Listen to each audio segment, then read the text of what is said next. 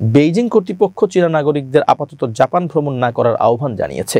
Taiwan ইস্যুতে জাপানের প্রধানমন্ত্রীর মন্তব্যের জেরে উত্তেজনা তৈরি হয়েছে দুই দেশের মধ্যে।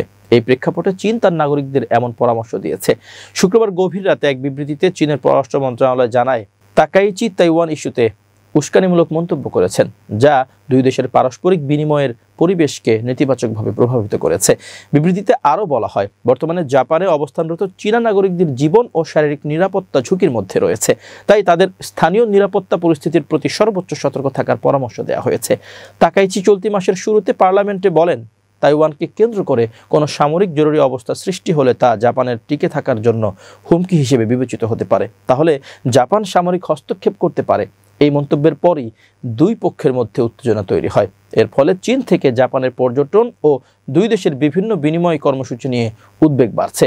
জাপান ন্যাশনাল ট্যুরিজম অর্গানাইজেশনের তথ্য অনুযায়ী চলতি বছরের জানুয়ারি থেকে সেপ্টেম্বর পর্যন্ত চীন থেকে ৭৪,৮০,০০০ পর্যটক জাপান ভ্রমণ করেছেন, যা সব দেশ ও অঞ্চলের মধ্যে সর্বোচ্চ।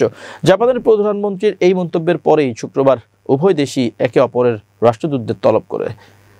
একই দিন রাতে জাপানে অবস্থিত চীনা দূতাবাস তাদের উইচ্যাট অ্যাকাউন্টে একটি সতর্কবার্তা জারি করে। চীনা দূতাবাসের পোস্টে বলা হয়, তাইওয়ান বিষয়ে জাপানি নেতাদের প্রকাশ্যে উস্কানিমূলক মন্তব্য দুই দেশের জনগণের পারস্পরিক সম্পর্কের পরিবেশকে ক্ষতিগ্রস্ত করছে।